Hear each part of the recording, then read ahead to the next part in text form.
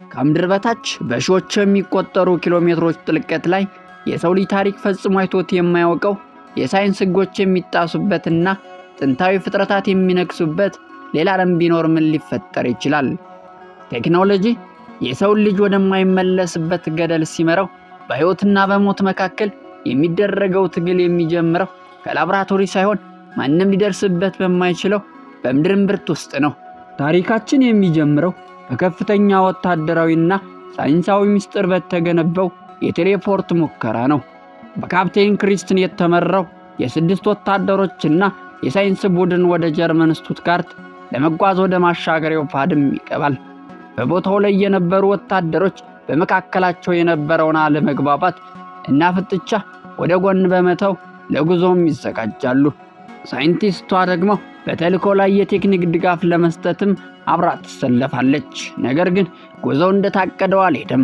ማሻገሪያው እንደተተኮሰ የሲግናል መቋረጥም ይፈጠራል። ቡድኑ መድረስ ከነበረበት የጀርመን ከተማ ውጭ ሙሉ በሙሉም ይጠፋል። የቁጥጥሩ ማዕከል መረጃዎችን ለማግኘት ቢሞክርም የሳተላይቱን ማግኘት አልቻለም። ካፕቴን ክሪስቲናና ቡድኑ አይናቸውን ሲገልጡ ራሳቸውን ያገኙት ጥቅጥቅ ባለ ጫካ ውስጥም ነበር። ነገር ግን ይህ ጫካ በምድር ላይ ያለ ተራ ጫካ አልነበረም። በካሊፎርኒያ የሚገኘው የቁጥጥር ማዕከል የቡድኑን የአደጋ ጊዜ መልእክት ሲቀበል ከፍተኛ ድንጋጤም ይፈጠራል። መልእክቱ እየመጣ ያለው ከምድር ወለል በታች 600 ኪሎ ሜትር ጥልቀት ላይ ካለ ስፍራ ነበር። ቡድኑ በማሻገሪያው ብልሽት ምክንያት በምድር እምብርት ውስጥ ወደሚገኝ ግዙፍ ዋሻ ውስጥም ተጥሏል። እዚያ ጥልቀት ውስጥ ቡድኑን የጠበቀው ግን የተፈጥሮ ውበት ብቻም አልነበረም። ከቡድኑ 6 ወታደሮች መካከል 2 አካባቢውን ለመቃኘት ወደ ጫካው በገቡበት ቅጽበት አስፈሪ ዳይኖሰርስ ጥቃት ሰነዘረባቸው። ይህ ግዙፍ ፍጡር 2 ወታደሮችን እዚያው ሕይወታቸውንም ያጠፋቸዋል። ከ6ቱ ተጓዦች መካከል 2ቱ በአውሬዎቹ ስለተበሉ 4ቶቹ ሕይወታቸውን ለማዳን ወደ አንድ ትልቅ ገደልም ለመዝለል ይገደዳሉ። ይህ በእንዲህ እንዳለ የክሪስቲና እህት የሆነችው ኤሚሊ የካፕቴን ክሪስቲናን ሕይወት ለማዳን ትነሳለች። ኤሚሊ እህቷን ለማዳን ስትሞክር የኤሚሊ የቀድሞ ባል ወይንም ኤክስ ሃዝባንድ ከሆነው ዶክተር ሬድፎርድ ጋር አብራ ለመስራትም ትገደዳለች። ሬድፎርድ ለዓመታት ሲሰራበት የነበረውንና የላዘር መግለጫ እንዲሁም የሶኒክ ሞገድ በመጠቀም የትኛውንም ጠንካራ አላት ሰብሮ መግባት የሚችለው ዲዲ1 የተባለውን ግዙፍ የከርሰ ምድር መቆፈሪያ መኪና ለማሰማራትም ይወስናል። ምንም እንኳን ወታደራዊ ፈንድ በመጠቀም ባይፈልግም የክሪስቲናን ሕይወት ለማዳንና የቀድሞ ሚስቱን ከኤሊ ጋር ያለውን አለመግባባት ወደ ጎን በመተው ወደ ምድር ጥልቀት ጉዞም ይጀምራሉ። ዲዲ1 ወደ መሬት ውስጥ ዘልቆ መግባት ሲጀምር በ70 ኪሎ ሜትር ላይ የቴክኒክ ችግር ቢያጋጥመው በሬድፎርድ ብልሃት ማሽኑን ጉዞውንም ይቀጥላል።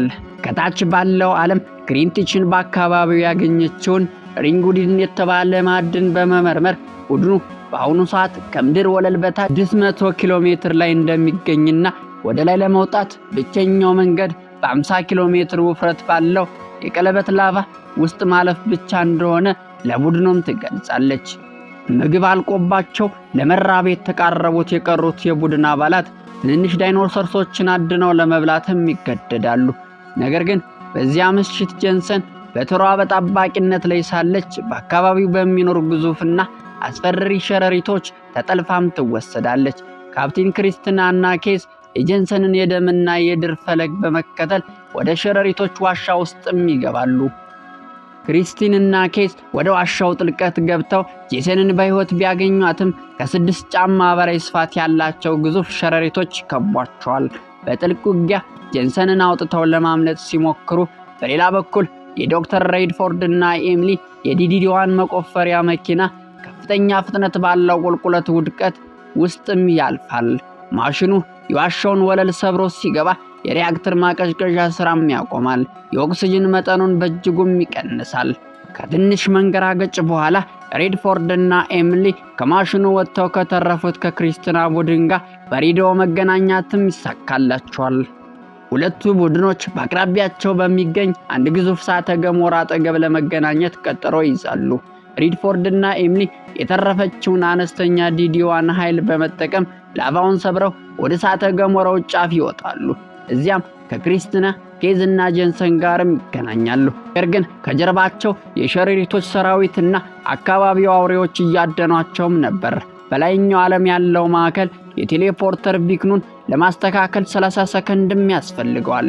አውሬዎቹ ቡድኑን ሊያጠፏቸው ጥቂት ሜትሮች ሲቀሯቸው ኬዝ የመጨረሻውን ጥይት ተኩሳ አውሬዎቹንም ታዘገያለች። በመጨረሻም ሰከንድ ቢክኑ ይቆለፋል። የተረፉ የቡድኑ አባላት ክሪስቲን፣ ኬዝ፣ ጄንሰን፣ ሬድፎርድ እና ኤሚሊ ወደ ካሊፎርኒያ የቁጥጥር ማዕከል በሰላምም ይመለሳሉ።